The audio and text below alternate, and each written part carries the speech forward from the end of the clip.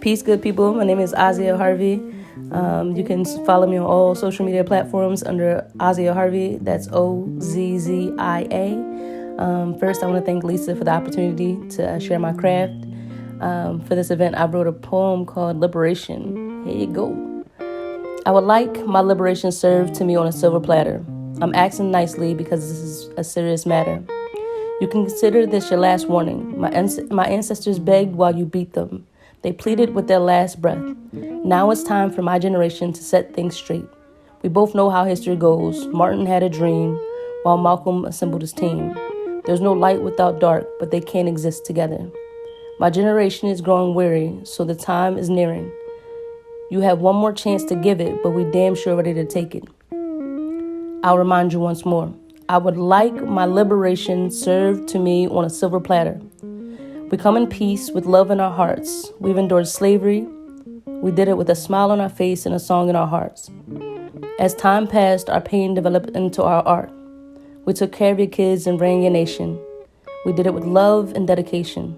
You dismantled our families and kept us under lock and key. Years went on, you even switched up your game. You put drugs in our communities, and it went from plantations to prisons. It's your time to wear it because this generation has risen. I'll remind you once more, but we finna start a war. I would like my liberation served to me on a silver platter. Just as night turns into day, love will turn into war. Peaceful protests will turn into raging riots. We have tried it your way, and it seems not to make a difference. Martin asked y'all nicely for liberation. Malcolm said, liberation by any means necessary. Set us free from your imprisonment, slavery, and oppression. Release us now, or we'll be forced to take over your nation. Thank you.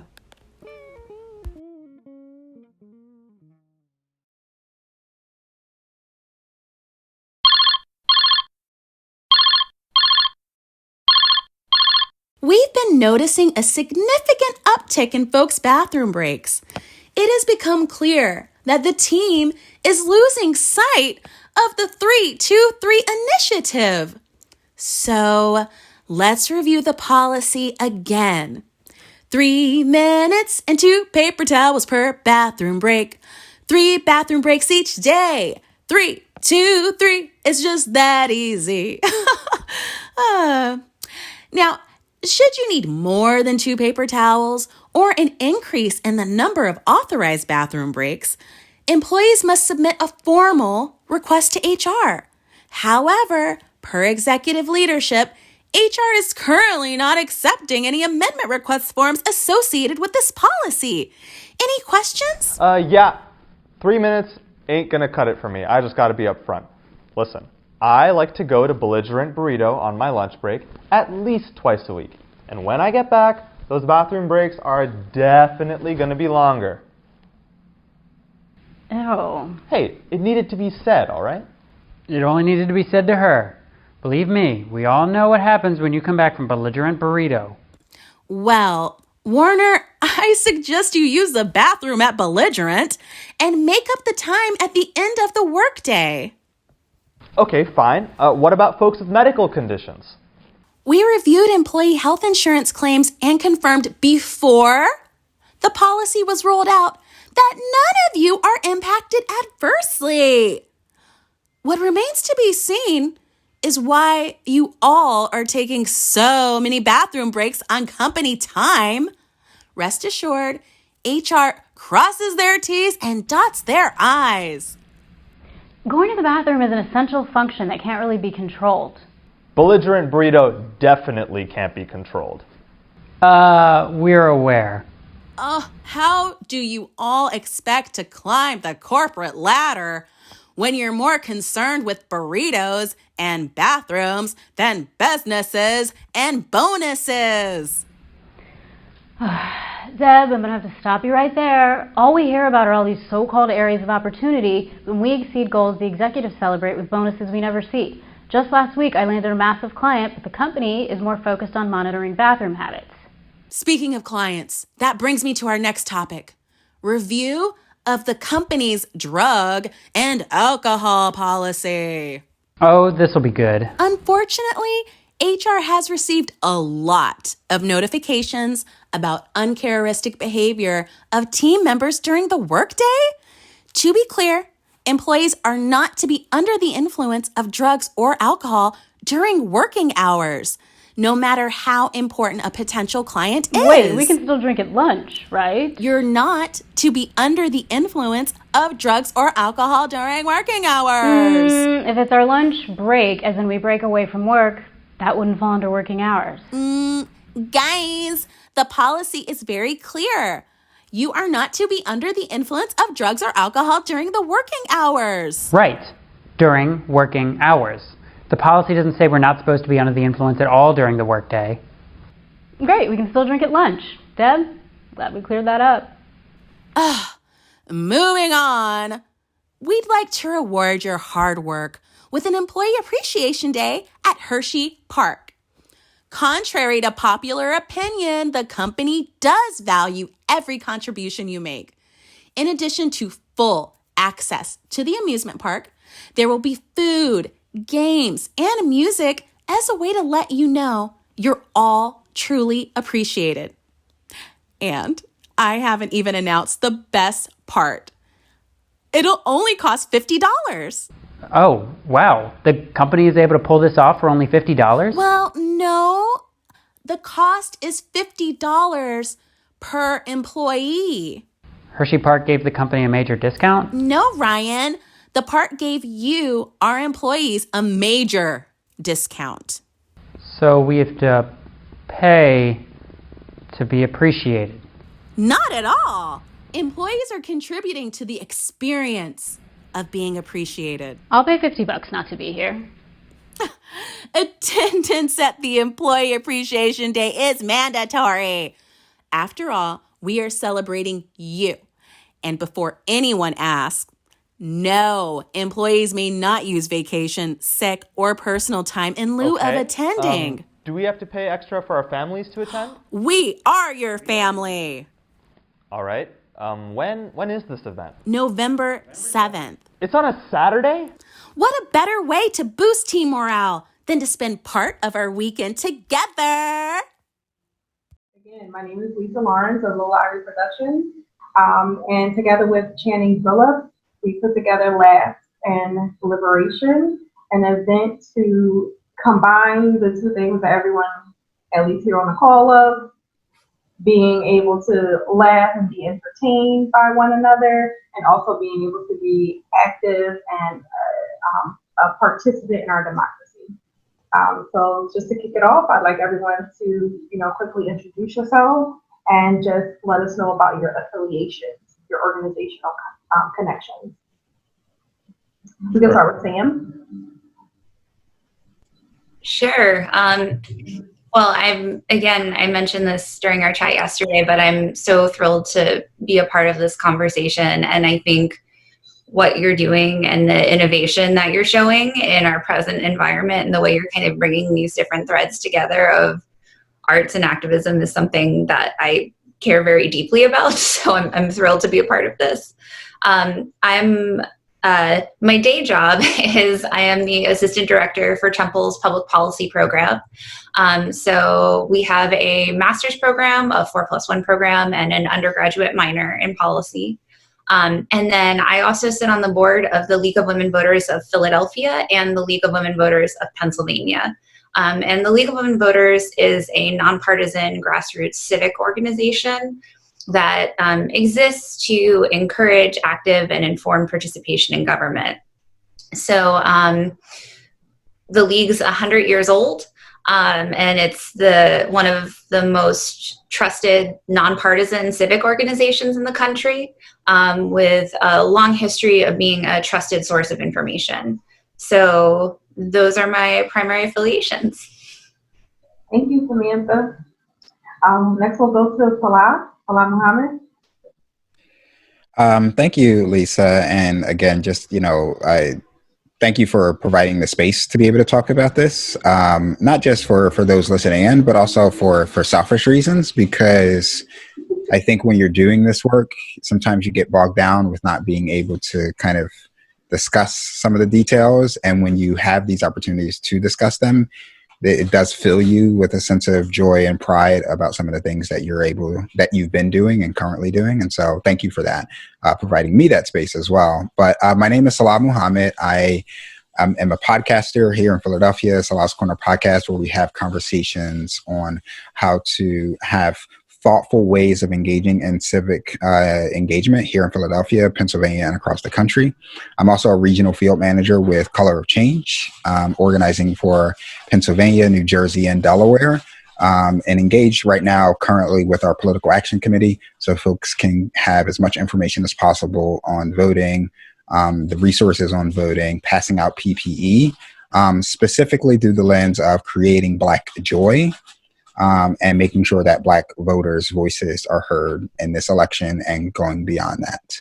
I'm also the founder of my recently launched nonprofit organization, nonpartisan civic organization called Coalition for Community Engagement, with a specific goal of engaging young folks on how they can be more educated so that we are funneling specifically Black communities and disenfranchised communities into this civic discourse prior to being victims of that system as well. And so those are all of the things that we do. Like we said before this started, all of the slashes.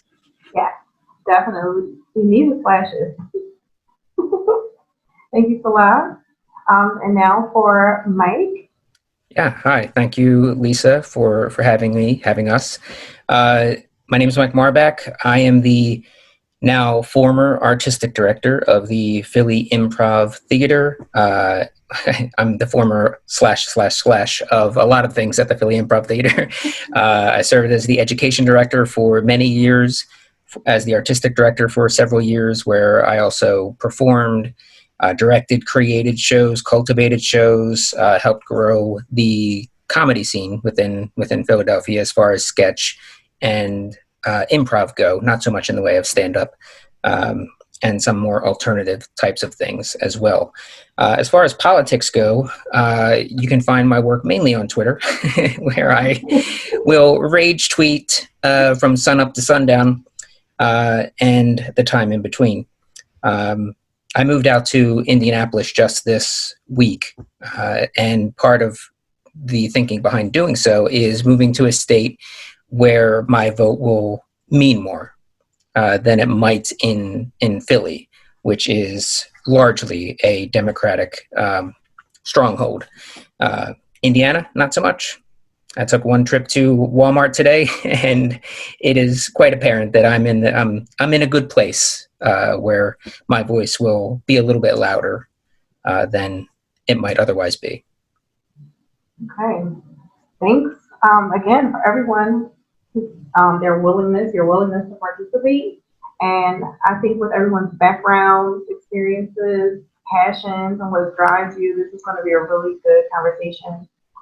That again, I'm looking forward to learning a lot from you all, and I hope we can provide some space for each other to connect, and someone else can learn something or be engaged or energized from it.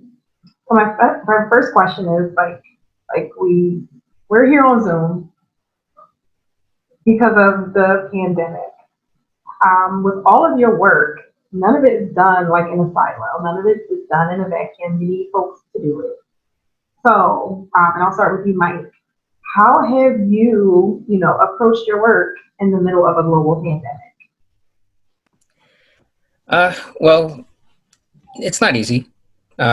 The emotional and mental toll of all of this is kind of crushing to a lot of people, myself included. So just trying to find people who are interested in doing anything creative right now is more of a struggle than it might otherwise be in non-COVID times. So that's the one thing, is finding people that are ready and willing to do things. So that's one approach, is opening up that circle to people that have the availability and the mental space to do so. I take, for example, the one show I do called Study Hall, which we moved from doing live on stage to online via Zoom. And we had a set cast for a long time where it was about 10 or so people. I've had to almost double the size of that cast because of the availability, because the mental energy that people didn't have to do it as often as we wanted to do it. People that did every show on stage would never miss a show. We're like, I just can't do that right now. So just opening up that circle to bring more people in has been one approach. The other approach is just getting more familiar with technology. Like I wish I would have learned much more about this years ago. I also run, I didn't mention this at the top, but I run the Water Cooler Podcast Network, which is basically just pop culture stuff, Stargrave Med, Game of Thrones, Killing Eve stuff, covering TV shows. And I'd always have people in my studio, which is my living room, and it was always a hassle having people drive and come in, and then the editing and all of that stuff. And then we started moving to Zoom. I was like, why have we not done this years ago? Everybody has their own microphones. The sound is a hell of a lot better. We don't have to leave the house. So just embracing the different technologies rather than looking at the technology as a barrier, I think has been another way. Because if you talk to anybody who's an improviser, a lot of them are going to be like, no, improv can't possibly translate. Comedy doesn't translate over Zoom. It does if you embrace the technology and use it to your advantage and not as don't look at it as a problem. Right. If that's helpful. That makes sense. So just being able to re-engage and expand your network and to really take advantage of the available technology are ways that you personally manage the emotional and social tools that you experience. Just being flexible.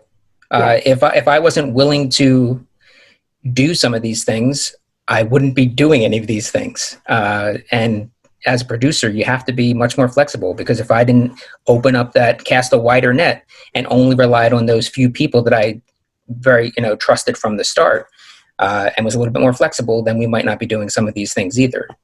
So just general flexibility across the board. Yeah, thank you.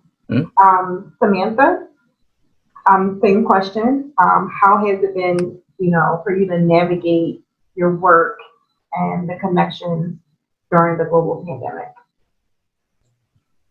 So, jumping off of what Mike said, the idea of casting a wider net, Philadelphia definitely can be like an island in this very large state of Pennsylvania in some ways. And so being on the state board, I think it's been really interesting to see the ways folks have begun to collaborate across the state in the lead up to this election and the role that technology plays in making that possible.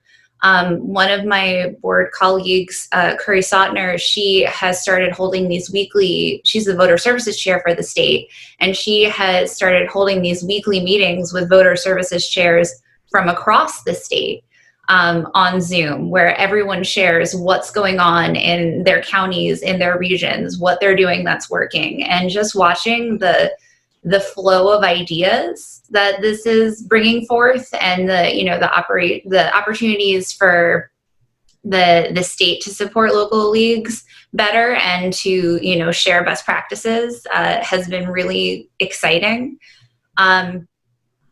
I think something that's important to know is that nationally, new voter registration is down. And I don't know that we have found a better way than physically having people in high schools saying, are you turning, tabling and saying, are you going to turn 18 by the next election? Let me help get you registered. I don't know that we found a substitute that works to that.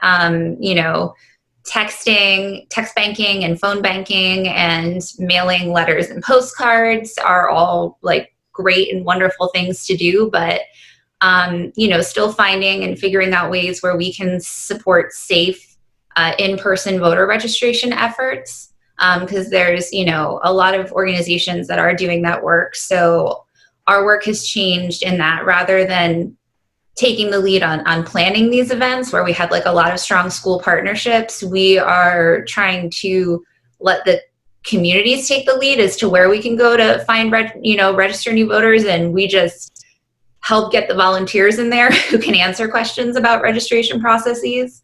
And then, I think I talked about this a little bit in our chat yesterday, but something in common with elections and the pandemic, I think, is this theme of misinformation and, finding trusted sources of information and kind of a sea of disinformation.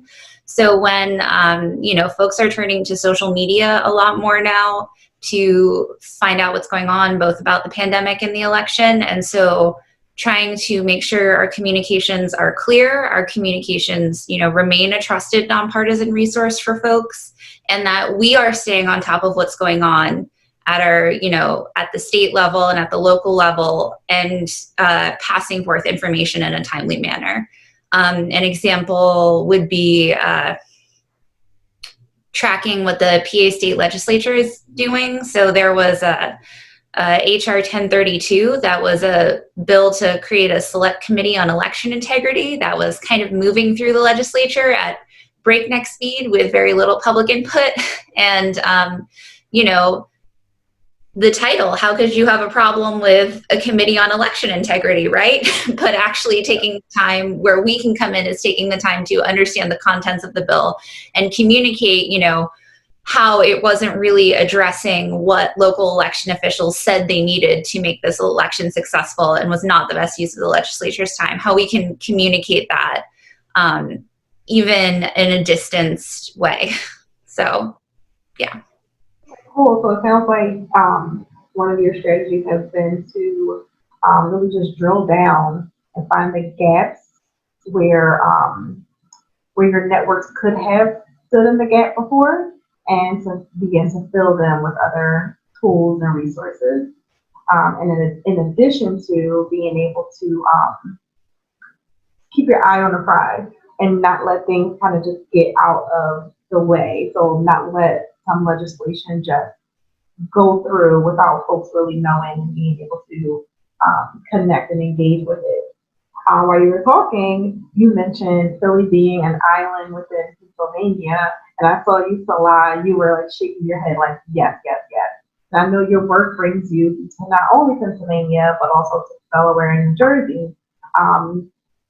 Can you tell us a little bit more about how working in the pandemic has impacted you, and how you also have connected Philadelphia as being an island in Pennsylvania? Yeah, absolutely. And so to answer that first question that you asked everyone else, that how the pandemic has kind of changed my work a little bit and impacted me, I think working with specifically disenfranchised communities, or communities that have high poverty rates, there is already a set trauma that's there. And so this pandemic has amplified that dramatically. And so there's this interesting intersection of arts and activism that's incredibly crucial right now, and how we can keep folks engaged and plugged in. And so some of our events, especially early on in the pandemic, were specifically designed to just get people on a Zoom call to have fun, play a game, get to know each other, create those relationships, right? Because we know from an organizing aspect, especially with the understanding that we don't have the capacity to sign up new voter registrations in the way we did before, that the best way to affect voter turnout is by creating a relationship with someone, right? And so how can we do that with this new technology piece that we're all learning, and that we're all trying to figure out, right? Is it Zoom? Is it Google Meets? Is it some other thing that's out there, right? And so that has been both a stumbling block, but also something to look forward to, because then it opens the door for me to be able to connect from Philadelphia with folks from New Jersey, for folks from Delaware on our organizing calls, connect with folks from California and Georgia and Texas and Nevada, and being able to see all of the great things that they are doing, and trying to, how can we implement that for folks here in our area, even if it is just getting folks into a room to uplift some joy, to have some fun, and to just kind of let it roll off your shoulders a little bit, right? And so that's been a primary focus of mine in the midst of all of this. But then, you know, when you, there is still is that island aspect, right? And to drill it down even further, I'm not sure if Samantha has the same experience. Philadelphia in itself, inside of this community of organizations, can also feel like an island sometimes, right? And so it's like, how do I find ways to partner with not just other organizations who are doing things, because our goal is to get more people engaged in this process, right? And so how do I, you know, while all of our organizations don't always align on these different goals, how do we find ways to work together and uplift this goal of getting more folks registered to vote, more folks involved in the civic process that goes beyond just November 3rd. That's about the census. That's about, you know, what's happening locally with our Philadelphia School Board. What's, you know, all of these things that we care about. How do we get more people involved in more organizations out of this island and working together? Absolutely. It's interesting that you brought up the fact that, like, at the start of it, I think everyone's been continuously trying to manage the social aspect of social engagement. That is truly my next question. Like, even though, like, a lot of organizations are hosting, you know, different, you know, let's get together and have happy hour. We're just going to get online and play some games and doing all these things. Like, to a certain extent, that still works, right? But how have you all still maintained your own creative juices? How have you basically used your creativity as a form of self-care during this time? I'll start with you, Samantha. Sure. So I think for me, I've always sort of been on the administrative side of the arts world. A lot of my early career was working in like company management and general management roles at you know, different theaters. And so even though I am not professionally creative, it's always held a really huge place in my life, particularly choir. And I, you know, prior to the pandemic, I was a member of the Temple Singing Owls, which is a community choir they have. I was also a member of Mendelssohn Club, which is another community choir in Philly.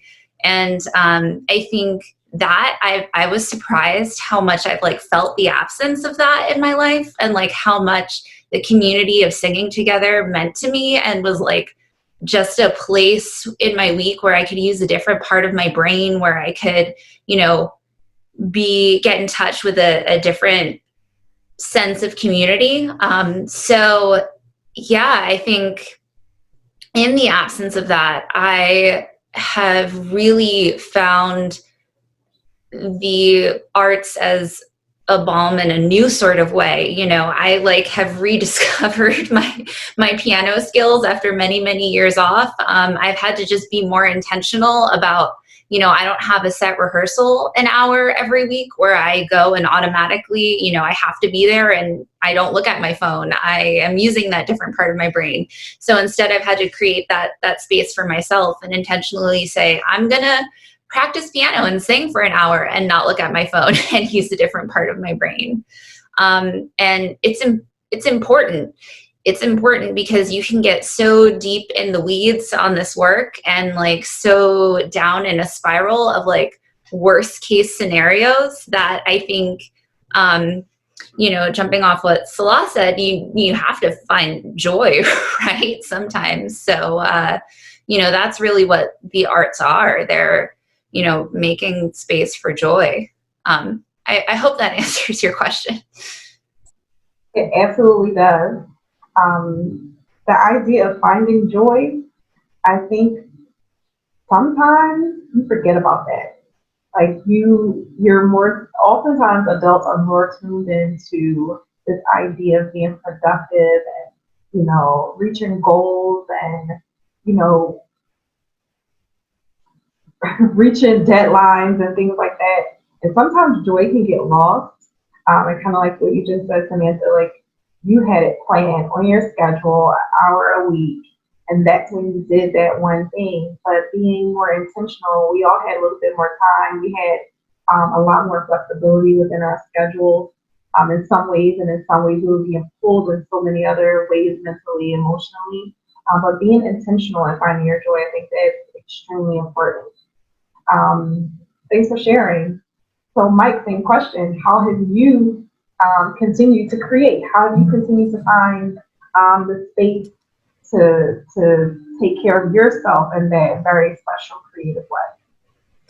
I mean, I've said this to people over the last several months that if I didn't have these things, I have no idea what my mental state would be. If I didn't have the study hall show or the Halloween thing we've got coming up and those regular practices and seeing those people that I was seeing in person so much more often, if I didn't have those things, I really don't know what I'd be doing with my time other than watching and binging this or that. So it's been a huge help to continue doing the shows like I mentioned earlier, Study Hall. We were doing those live, and then we just transitioned to doing them on Zoom. So the just adapting to what we were doing has been, and because it's my own project, it's my own creative outlet, and I'm even more involved with it in the Zoom iteration than I was when it was on stage. When we were doing the stage show, it was people doing lectures, the cast that I directed up there doing their performance, and me sometimes in the audience, sometimes in the booth. But with these, I'm controlling everything from my laptop. I'm involved in the discussions in a way that I never was before. So that's been super helpful. And I can count on both hands the number of times I've seen some of these people in person, or anybody that I'm fairly close with in person over the last 7 months. Time is so weird. I guess it's 7 months. Is it a year? Where are we? What day is it? But having those practices every week or those shows every week has been super helpful. It's kind of like that hour a week that was mentioned earlier. Even though I'm unemployed, because live theater is currently on hiatus. Well, let's say hiatus. It's not dead. It'll be back. It's on hiatus. Having those set practices each week was something to look forward to and then fondly look back on. So just that goal, and then meeting that small goal of just maybe 45 minutes to an hour in a single week gave such a weird sense of accomplishment, when everything else is just so not unorganized, but unscheduled. And I was coming off of, for the most part, I could make my own schedule, but I knew I would be going to the office at a certain time and leaving at a certain time. And without those kind of parameters, I'm left to my own mental problems, so it's just kind of helped kind of get me through. And then I was like, okay, this is working. Study hall is working. So let's try doing this now. Let's try adapting some podcasts. Let's just try different things. And it's just been super freeing because the pressure is so low. And the cost is virtually non-existent to put up a Zoom show. I mean, there's, you're paying $15 a month for the Zoom. If you're doing the webinar thing, it's a little bit more. But the chances you can take without losing much of anything, financial or otherwise, just makes everything that much easier to do, I guess. So that's something that I've really kind of latched onto and has helped kind of push me and pull me at times through the last few months. Thank you. Mm-hmm. Sounds like it's been a place for folks to be innovative and to definitely increase their creativity, do some things that maybe you were dreaming about, and this has been a perfect time to let's try those things out. Mm-hmm. So how about you, Salah? I was sitting here thinking, as everyone answered, and I came to this realization that for me, this is all connected to each other, and I kind of mentioned this a little bit when we were on a call, but I think specifically as a Black person working in this space, it's impossible to almost separate. And so throughout, whether I'm doing an organizing call, whether I'm, this past week, I'm handing out a free mask to folks in the Philadelphia area, or if I'm recording my podcast, which is, an area that I really, really enjoy, all of it intersects in different ways. And so there's never a moment to be able to kind of check out it's about how do you infuse moments of creativity and joy into all of that? Because when I turn my mic off and I'm just going to the supermarket, I'm still injected into the different problems of, what our systems or our society is placed, because I'm a Black man in Philadelphia, right? Or in America more specifically. And so it's a never ending thought process for me of injecting fun and creativity into the podcast, into my organizing calls, into meeting people on the streets, into my Zoom panel meetings that I did over the summer after we saw the rise of the protests this past June. It's a daily thing that can feel taxing, but the one thing that, especially at I get this the most after the end of not necessarily recording the podcast, but hitting publish, because there's still the editing. There is a satisfaction that comes off of that, of like, I did something. And that is very rewarding, even if like 10 people listen to it. Definitely more than 10 people listen to it, but it is very rewarding, even if 10 people listen to it, because all of that work that is put into it, that's not just about the recording or the editing, but the emotional journey that you're taking as you're going through that process is just, it's a lot. It's, being in that space. And so I guess it's safe to say that like, there is a constant thought of every hour inject some fun, or you're going to carry that emotional whatever with you to your next meeting, to your next call, to your next interview, while you're editing or when you're writing your next project.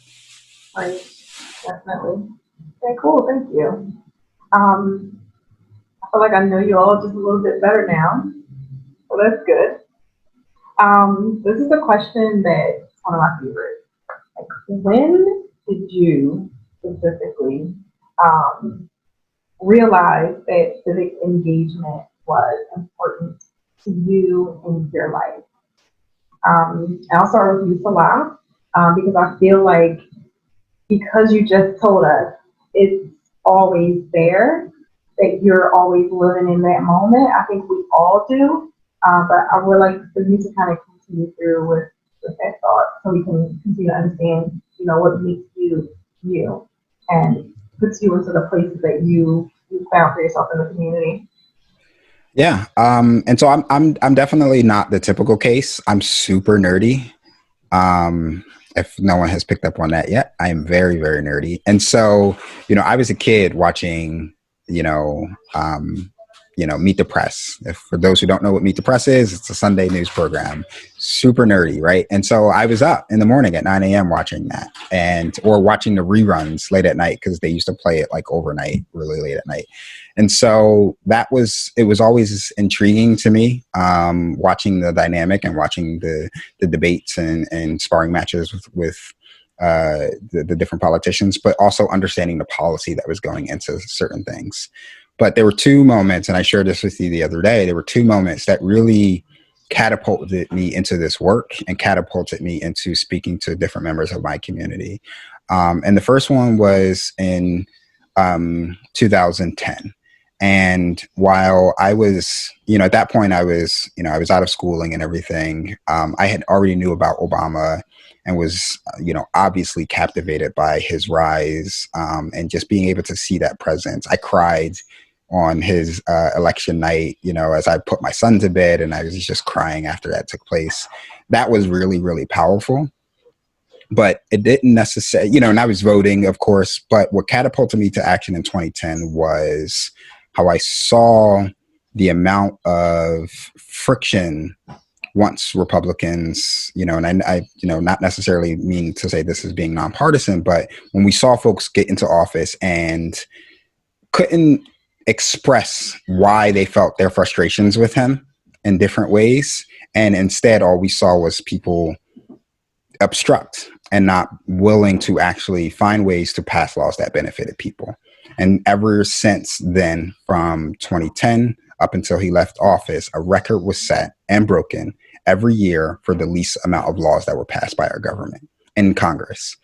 And I thought that is very problematic. Like, that is so problematic. You're specifically in place to pass laws and to, progress our lives in different ways. And instead of doing that, you're just obstructing in different ways. And so that catapulted me to action and different ways of engaging my network and friends and family. But it was the rise of Donald Trump that really launched me into creating these different platforms. The second I saw him announce his presidency, I knew that this was different. I knew that his rise was directly related to the friction that we saw in 2010 when Republicans took over in the Senate. And so to me, those two kind of, I won't necessarily say bookends, but those two pivotal moments are, I think, important for folks to understand why we are where we are today. But also, it catapulted me to see, like, this, we need two parties that can actually work together.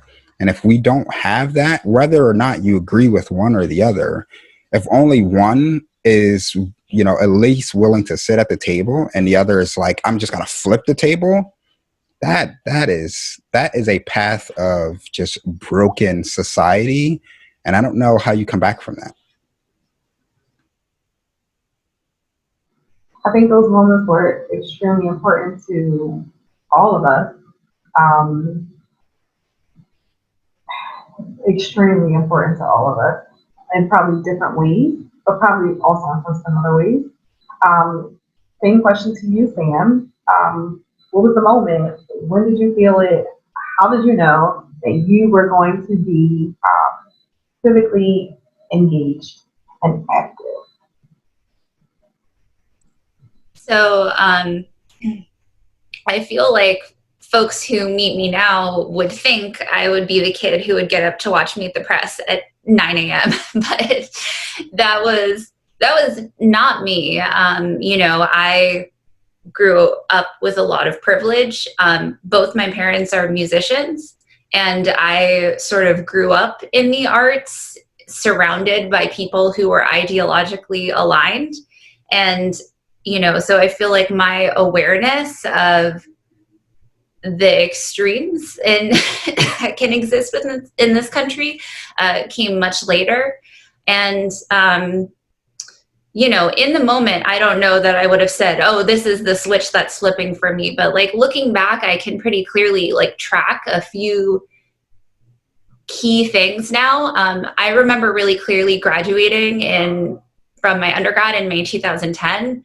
And the ACA, the Affordable Care Act provision that allows you to stay on your parents' insurance until you're 26, didn't go into effect until September. And because I have immense privilege, that was the first time I had to think about insurance in that way.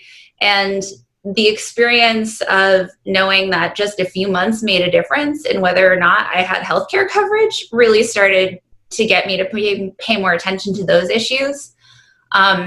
Just being a woman in the world trying to move forward in her career, I have become increasingly passionate about reproductive health care issues. And another moment that I feel like weirdly stuck with me was Wendy Davis's filibuster.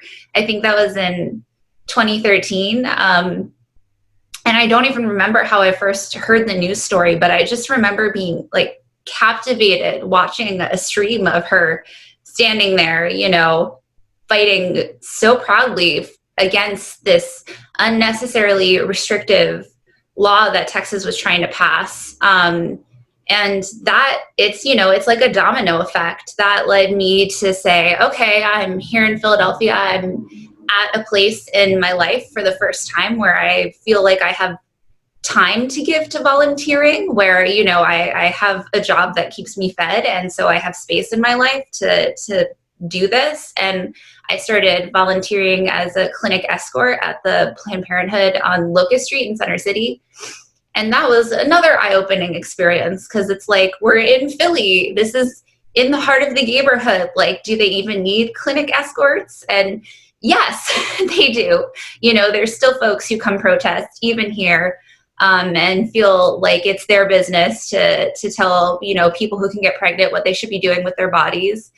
And, it just kind of spiraled from there until I ended up, pivoting and taking a lot of the skills I'd gotten in the arts administrative world and saying, where else can I apply these to? Because, I want to bring these skill sets together, and I want my work life to reflect this as well.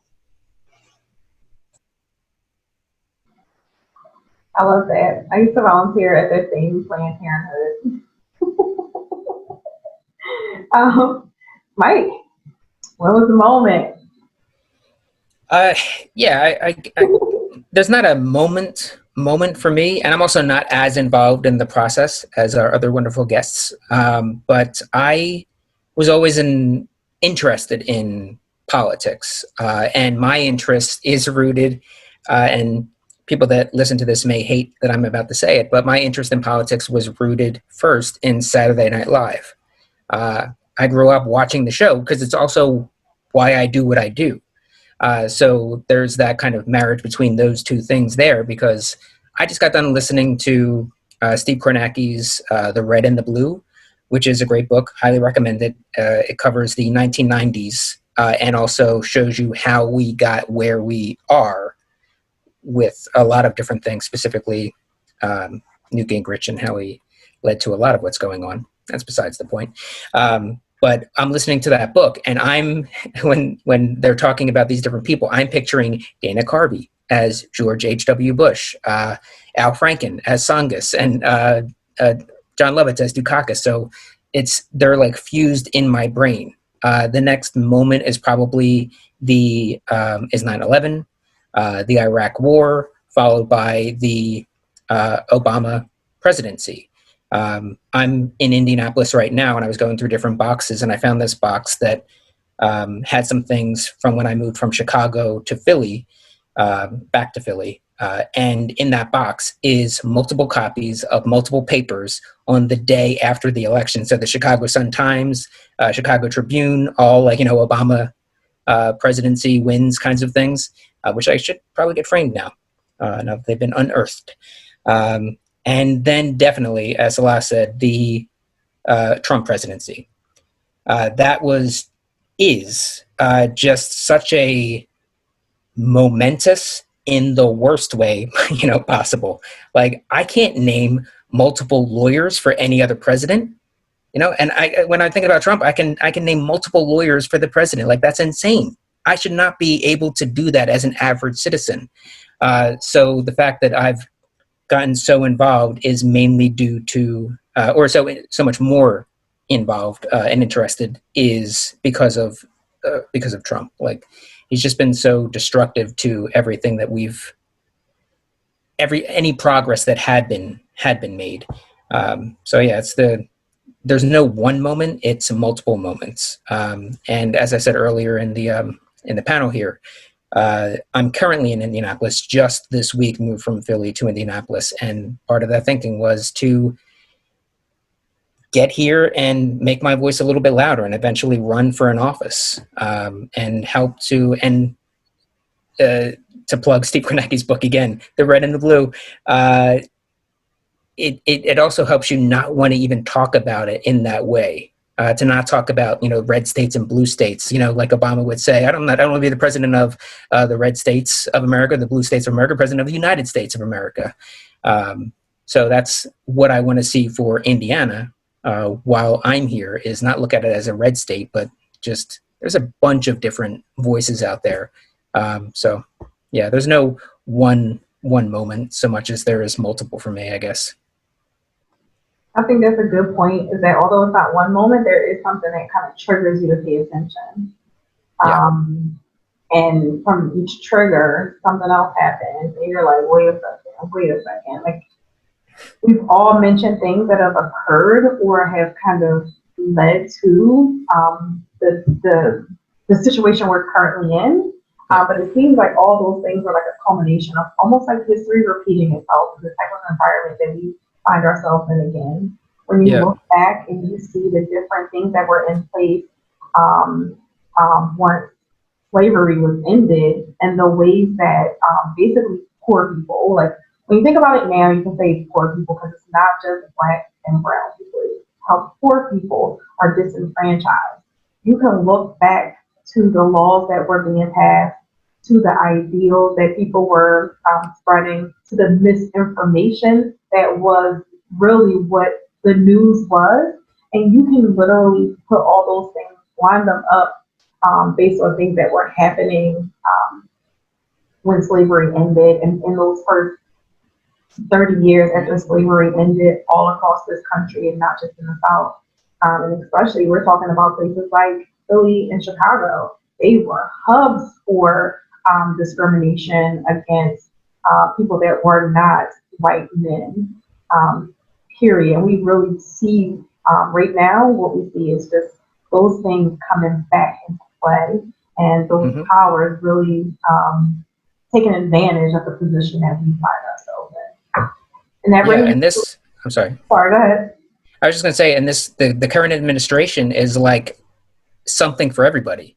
Like if somebody hasn't had their moment, that click moment that gets them involved, wait a day, something will happen that will push them over the edge and be like, okay, shit's got to change. Yep. Every other day, it's something new, whether it's anti-science, anti-vax, something racist, something against LGBTQIA, anything. There's something for everybody in this administration in the worst way. Yep, absolutely. So that brings me to my next question. Voting is obviously a massive issue that's impacting all of us, and it has the nation's attention. Driving around Philadelphia, you see signs, have a plan, be ready to vote.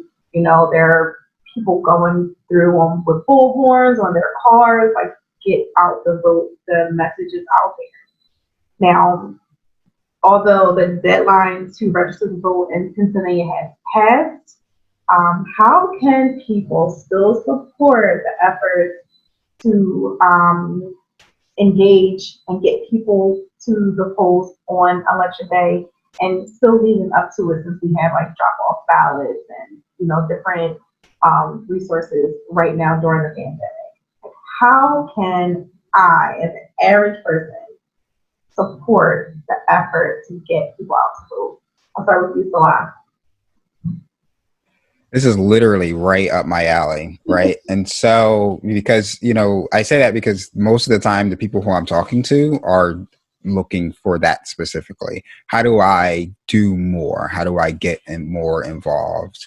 Or like, I all of this is just confusing, you know, what do I do, right? And so the first thing that I would say is find an issue that you are passionate about. Right? That is the best way to get involved with what's happening on our city, state, and no federal level. Find that issue that you care about. If you hate the potholes that's on your street, that's your issue. Figure out who you need to target about that. If you hate the fact that your school district sucks, Philly, that's the issue that you rally around, right? And so whatever that issue is, target it with a laser, and you will find that there is a community willing to wrap their arms around you on that exact same issue. And that's really, really important, because you will need that community to get whatever that issue that you have resolved. The second thing that I would say is commit to talking to people in your network. You don't need to go on the corner and be, you know, you get out your milk crate and start preaching to folks. That's not necessarily the best avenue. Again, as I said earlier, the best way to actually influence folks is to influence the folks that you're already connected with, that you already have the relationships with.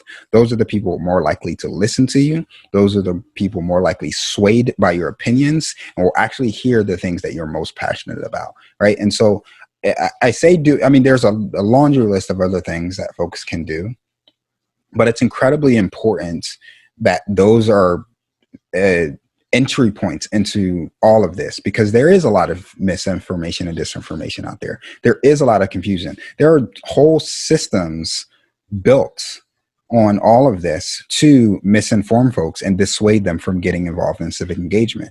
You know, Mike mentioned Steve Kornacki's book. I read that book when it first came out. It's an amazing book. And it really chronicles a lot of what took place in the late 80s and 90s on how we are where we are today.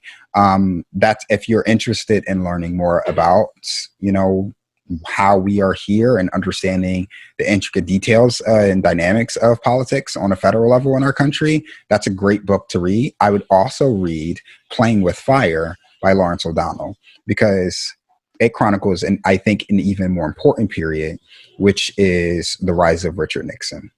And so there are direct parallels to what took place, you know, and the same people, some of the same people that are in place today with the current administration. So many folks have problems with. And so, you know, like I said, find an issue that you care about, talk to your network, and read. That's the best thing. Great suggestion. Thanks a lot. How about you, Samantha? What would your suggestion be to folks that are trying to get engaged? My suggestion is I second everything Salah just said. So, you know, there are people for whom everyone who's watching this, you are a trusted source of information to them. They will care about what you say. Everyone has people in their network for whom that is true. And so, you know, I'm going to do like a musical theater deep cut here. And Anyone Can Whistle, there's like this song called There Won't Be Trumpets about how, like, you know, the hero isn't going to come with like fanfare and everything like that. I feel like people want these really complex answers. They, you know, are passionate and care, and things are messed up and they want to go shout on a street corner, when in reality, you know, make a plan to vote and then ask the people in your network what their plan is. That's, you know, I feel like people think that seems too simple, but, you know, there's a lot of evidence around that.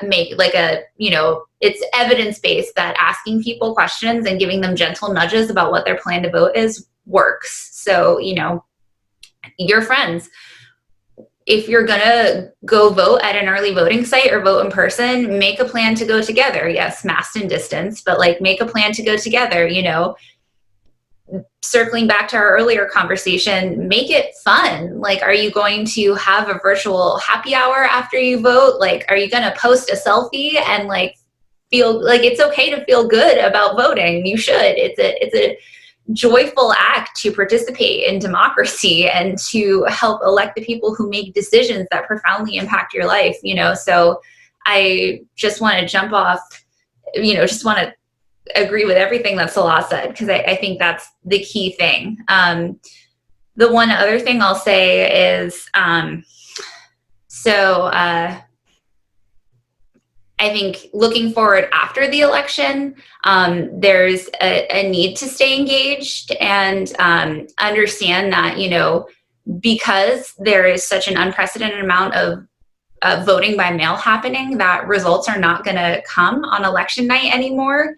And understanding that the most important thing is that every vote is counted and that our elections are secure, and we need to take the time to count every vote and, you know, make sure that's done.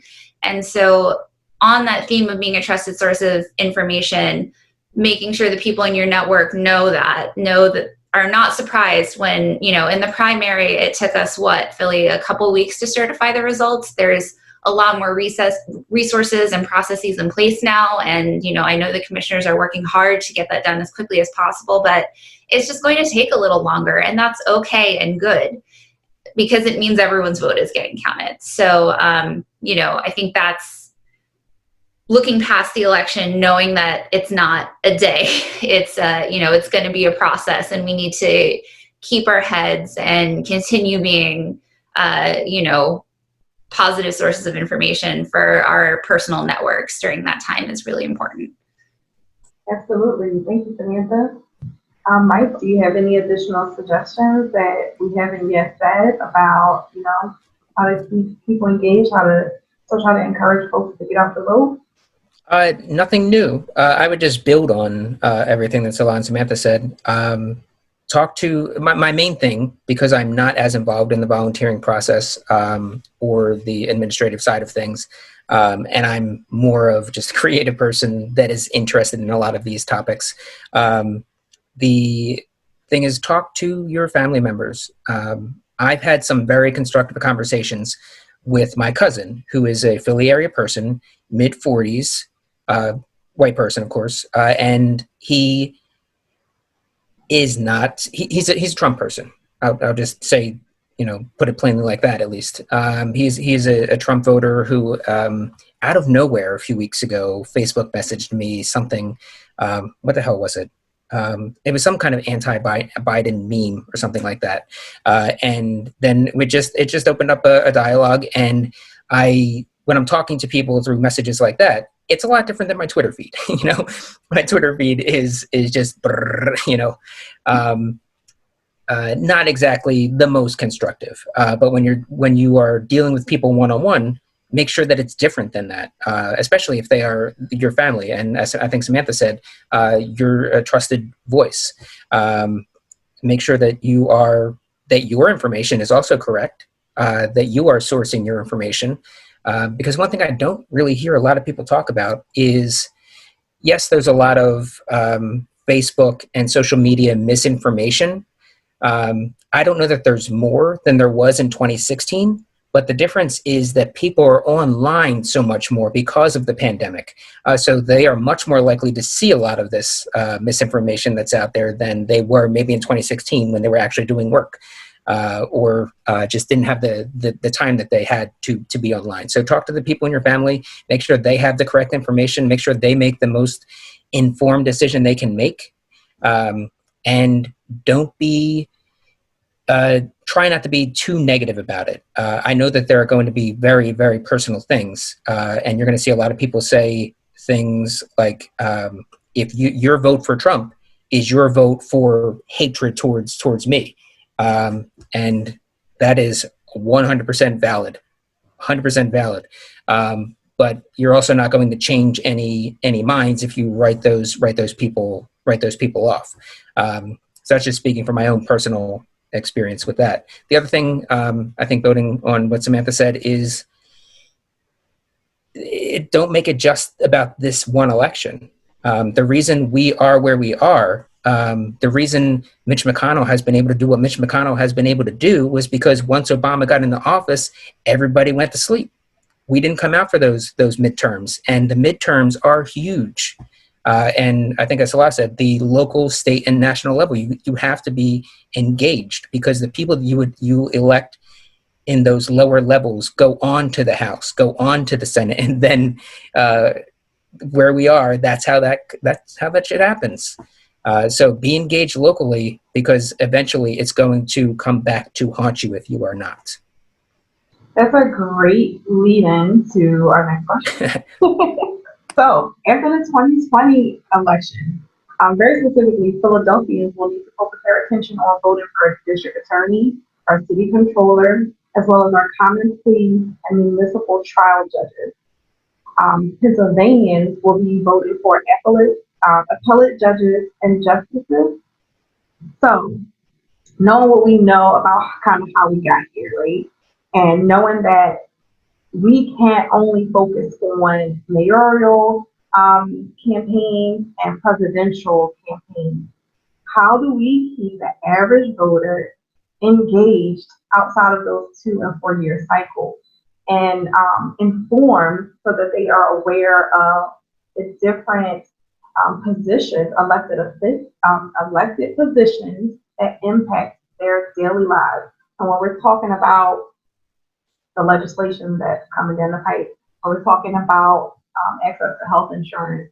And we're talking about people's ability to maintain their privacy and access to reproductive health positions. Like, what do we do then? I want to start with you, Samantha, because I know League of Women Voters have programs that and information available that will help people stay engaged and informed. So that's a great question, and I think your point is a really important one, Lisa. That an election is a beginning, not an end, and you need to hold your leaders accountable no matter what party you're in. You need to hold your leaders accountable. And the accountability starts the minute they're sworn in and goes right through the second they're not in office anymore. I'm going to just reiterate something else Salah said, which is it can get really overwhelming, and you can't be an expert on everything. And so finding that one issue that speaks to you deeply and finding your people who are going to keep working on that issue even after the buzz and excitement of a campaign is gone is really important. And in terms of tools for understanding things moving forward, I mean, yeah, who necessarily in their day-to-day life has to think about what a city controller does, but they do things and you vote for them. And I think one wonderful thing about technology is that it does mean that there is a lot of tools to help understand what all of these local government positions do and how they'll impact your life. So on the League side, we have Vote 411, which is, you can go to vote411.org. And this is a platform nationwide where local leagues prepare questions for candidates and help people understand what and who is on their ballot. Another great tool for folks in Philadelphia is the Build Your Own Ballot tool from Committee of 70. They are also a nonpartisan organization, and they are just the experts on Philadelphia issues and do a wonderful job of helping you understand what's on your ballot in advance and make decisions about who you want to vote for. So those are really great tools on that front. But I think the key thing is, this is a marathon, not a sprint. Climate change, reproductive justice, overhauling our criminal justice system, these things are not going to happen overnight. And they are absolutely interrelated, and issues can't be looked at in a silo, but at the same time, you can't, like I said, you can't be the expert in everything. So find that one thing that speaks to you so deeply, you have to keep working at it day after day, and is going to sustain you, and find your people. And that's, how you're going to stay engaged moving forward. Thank you. I think those are some really awesome tools from both League of Women Voters as well as the Committee of 70. I'm going to move on to you now, Salah. Same question. 2021 is going to be a big year still for voters around the country, and specifically here in Philadelphia. How do we keep people engaged and connected? So all of what Samantha said, right? So the Committee of 70 is just fantastic. The one thing that I love about them is they have, for instance, in this upcoming election, we have our 4 ballot questions. They also have it in plain language as well, right? And so it's done in a way so that everybody can digest it.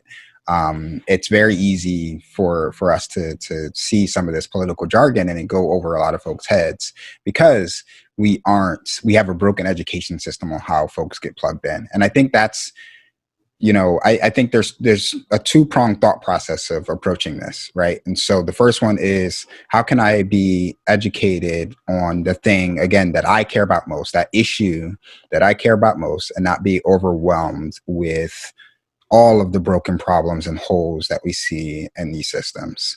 But then 2, how do we fix the broken education piece of this for younger generations, right? And so I would love the fact that some of these organizations on teaching civic engagement would disappear, but that is a seriously, can I swear? Can I curse? That's a seriously fucked up problem, that you have all of these organizations that's out there that have to teach young people how to be civic engaged because our education system isn't doing it. The primary principle of America is democracy, and our people playing a role in voting in that democracy. If people don't understand that it's so critical and important point, our fucking democracy is failing. Like that, it just can't get any more plain than that, right? And so, like, that is a huge problem, and we have to talk about, okay, well, how do we address the now, right? Get your issue that you care about and champion that. Find your community, find your network, find that thing that you care about, and really drive that home. But we have to think about what we're doing for the younger generation and how we're educating them so that they aren't 25, 30, and 40 and feeling like all of this is information overload because I never got educated on this prior, right? And so, how do we get, political science as a, extensive requirement in our education system before you graduate high school? Because once you graduate high school, you can vote. And that's a lot of power, especially if you live in a community like Indiana. Maybe not as much as in Philadelphia. That's a heavily Democratic city. But when you live in some of those counties that are deep red or deep blue, depending on what your political persuasion is, that's really, really important. And so I think, that's the two-pronged approach. Fixing the now, encouraging folks to now, creating those relationships now, and setting up an education system for the young people in the future. Thank you. That was spot on between both you and Samantha. I know Mike is only going to be able to add some additional gems to that. So again, the question is, 2021 and beyond, what do we do keep folks engaged, energized, and educated? Everything they said. Yeah. Perfect. I would only add from my own perspective as someone who does comedy shows. Something that always helps is, as we've seen with things like The Daily Show, is mixing those worlds together. So for my own show, Study Hall, I think Samantha had said, who needs to know what a city controller does? Having somebody on that tells you exactly what they do, what their job is, what their issues are, and then see some fun things inspired by that. So there's, just one small, simple way that I can do what I love doing while also educating people at the same time. Having podcasts where you invite people on to discuss these various issues. The thing is, there's just so many ways to go about reaching people that it is often information overload. So a lot of people just kind of turn off. So it's kind of everybody has their own little niche. So find what that is, find your audience, and then tune to their frequency, I guess, in a way that kind of reaches them with whatever that issue might be, or even cast a wide net, but have it be under the umbrella of a comedy show, or if you're into stand-up, and mix some of that in as well, and educate people through laughs. Thank you. Yeah. I think we all understand that, and we've expressed that although voting is crucial, it obviously is not the only way that you can flex your civic muscle. That volunteering, sharing your talents, your passions, tapping into what you're passionate about, and doing something, having conversations, learning more, educating yourself, writing letters, volunteering. If you're a graphic designer, partnering with an organization that you believe in, give back to them, helping to organize voter registration drives. Right now we've seen the injustice around hunger, and we've seen the rent freezes and eviction moratoriums, just for folks to be able to find something that speaks to them, that they can use their tools and their passion to help support. I feel like that's what we're telling people to do. Dig deep, find what it is that you love, and find an organization that fits in that, or if you don't find that, create something, even if it's just within your own trusted audience, and just do something. Whether that's telling someone that, today's the last day to register to vote. Do you need help? Asking someone if they need a ride to the polls. Making sure that someone knows where they can get to see their family. Like, share the information, be a trusted source, and find what you're passionate about and let that lead you. I want to thank you all for your time and your thoughtful conversations. And before I let you go, I have one last question for you all. The title of this production is called Last in Liberation, and I don't think any of us have actually used the word liberation today. I asked you kind of at the top, what was the thing that kind of got you engaged and active? So now I want to hear what your idea of liberation is. It could be just for you, but I have a feeling that you're all going to say something that has to do with your community and with this country. But what is your idea of liberation? What does that mean to you? I'll start with you, Samantha. Yeah, this is a big question. I think, to me, when I hear liberation, what that means to me is it's not an end state. It's a daily practice. It's an iterative process of work. And, I think that's hard for a lot of folks. I'm a type A person. I want to take a class, get an A at the end, call it a day. But that's not what liberation is. That's not what creating a more perfect union, what making this country work better is. It is a constant everyday practice. And in this way, it is an art, right? You're never going to achieve perfection. It's an ongoing thing that you will work towards because it is right, because it is good, and because, to quote the gentleman who, or to bring up one of the quotes from a gentleman who's come up several times in this conversation, is the moral arc of the universe bends towards justice. And so that's what liberation means to me. It means being willing to do the work, even if you're not going to see the fruits at the end. I like that. Salah, same question to you. Oh, that's a heavy one. That's really heavy for me because, we talked earlier about the different moments that got me civically engaged. And, the one thing that I did not share, that I think it's important for me to highlight, is that for Black people, this is constant. This isn't a vacation. This isn't, I can't call in sick on that day, right? I can't just tune out because it happens to me whether I'm, involved or not in a lot of this. And so for me, there was a particular types of awakening that, got me involved, but it's constant, and so liberation really is, it's like Samantha said, it's not a sprint, it's a marathon. It's never ending. But it's getting more people into this work.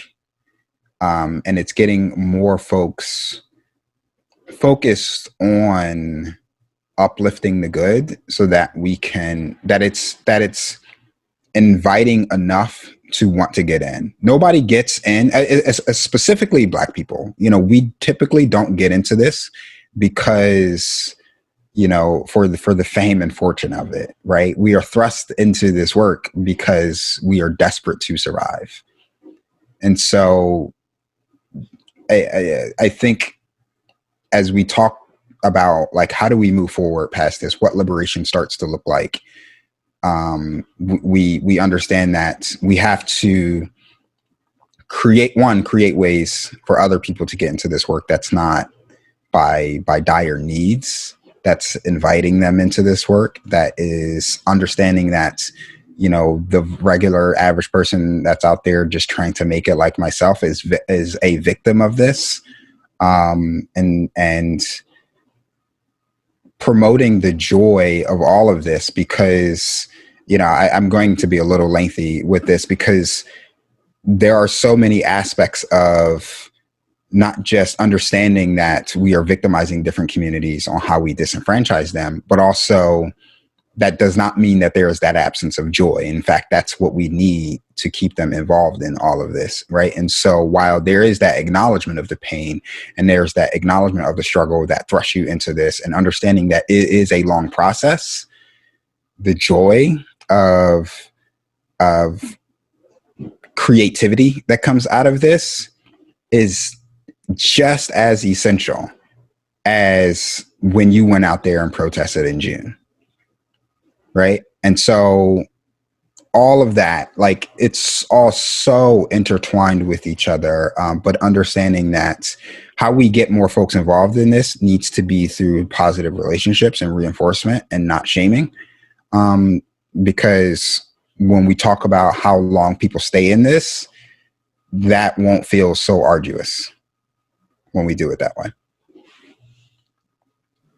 Thank you. And Mike, liberation. Yeah, it's a doozy, but it's not as much of a doozy for me. And I think that's part of what the meaning of liberation is to me, is recognizing that it's a hell of a lot easier for me. Like looking at our 4 squares, I got the right to vote first, right? I can walk down the street and not have to worry about anything. Like, I am afforded so many more liberties, so much more freedom than so many different communities.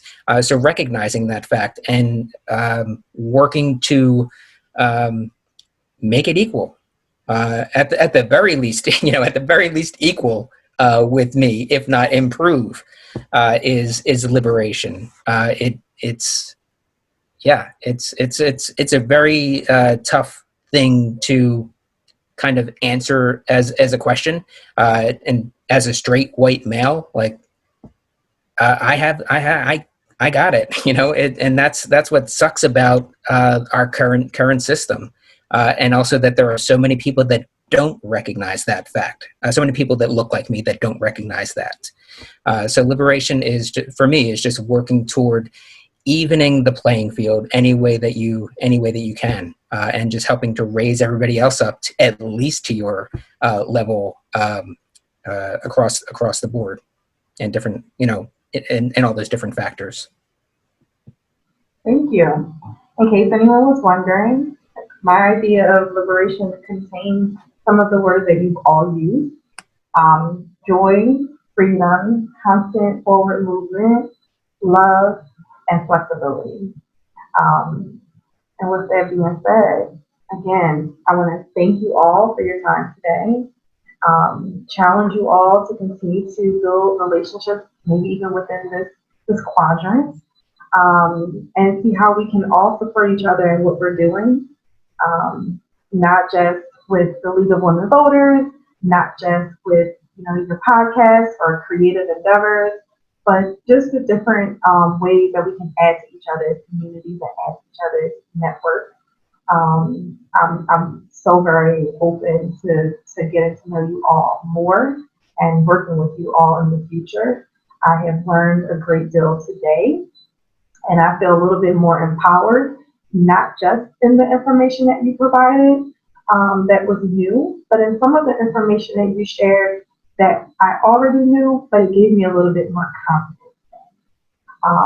And understanding that when you have a platform, that sometimes that in itself is reason enough to put on your creative hat and try to get a message out. So I thank you all for participating in our inaugural installment of Last and Liberation. And I hope that we'll see you again as a quadrant soon, or potentially in person, probably May 2021. Yes, fingers crossed, Samantha. Thank you all so much. Is there anything else that any of you may want to share before we jump off? I would just say thank you for having us, Lisa. You're welcome. And nice to meet both of you, Samantha and Salah. Thank you. Thanks, Mike. Yeah, I agree. It's been wonderful to meet you all and hear about what you're doing. And, thank you, Lisa and Channing off screen for making the space for this. Yeah, just to reiterate, thank you, Lisa. Having these conversations can't be done enough. And so, having a platform where it can be uplifted is fantastic, really. And so just as much as you have a trusted voice, it's great to be able to get into the ears of the folks that see you as a trusted voice, to be able to share some of this information out. So it was, really fantastic meeting everybody on this panel. I do hope we get an opportunity to work together in the future. And definitely thank you, Channing, for helping orchestrate all of the behind the scenes. Really appreciate everybody. Thank you all. Have a great day, remainder of your day. Thank you for considering my city of Lancaster, Pennsylvania as the location of your next office. By the end of my presentation, I think you're going to come to like it as much as I do. It's an unorthodox location, but we're willing to give it a shot. I know it's unorthodox, but I think I can turn you guys onto it. So first things first, Lancaster has a lot of soup places. 8 of them to be exact. Okay, 8 soup places? That's all? I'm a large soup man. Hey, 8 soup places might not seem like that much. I mean, Philly or Chicago might be in the double digits, but just because we have 8 doesn't mean we're some podunk or something. I mean, we're a real city. I think I heard of this podunk. No, it's not a real place. I sure like the sound of it. Yeah, have we scoped out this podunk for an office location yet? It's not a real place. I don't follow. Sorry, what I mean to say is, podunk is an idiom. It's an idiom. It refers to a fictional small town where there's nothing to do. Say more. Okay. Imagine a small village in the Midwest somewhere, and there's a lot of forest, and there's nothing to do but go hunting and drink at the pub. Sold. No, you're not sold. Unsell it. I mean, I don't know. I'm on board. Then jump off! Excuse me. I'm sorry. I apologize for that outburst. Let's just all take a deep breath, okay?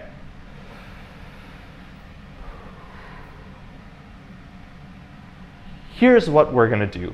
How about I continue with my presentation, and we'll see if Lancaster can beat a place that isn't real, doesn't exist, and could never be a site for your office.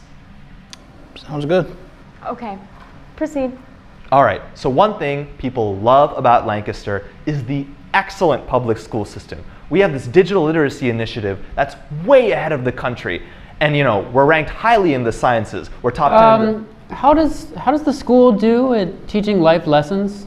I'm sorry, life lessons? Yeah, because in podunk. Again, not a real place. In podunk, although the schools are underfunded in the traditional sense, there's a real freedom to explore nature, play in the forest. You probably absorb a certain rural hardiness that those city slicker kids just don't have. City slicker kid? You're a city slicker! You told me that you've lived your entire life in Manhattan! Yeah, but I don't want to force that life on my kids. I mean, I'm imagining my life as if I'd grown up in podunk. Our kids would hunt government loopholes and illegal immigrants. Oh, and they'd run through the forest and get lost in the bramble bushes. Forever! I'd lose at least 4 kids that way. Oh, I can see it now. I'd grow up with a high school sweetheart. And that high school sweetheart would be me. Oh, and I'd be the person that you marry but realize you're not in love with when you hit 40. But that's life on the frontier. Harsh, but looking back on it now, I miss it terribly. Wow, okay, I don't know what the hell is going on here, but fine. Build your office in podunk, wherever that is, which is nowhere because it's not a real place. All I'm saying is, you're gonna be up Schitt's Creek without a paddle. Schitt's Creek? Where is that? Yeah, have we considered an office location in Schitt's Creek?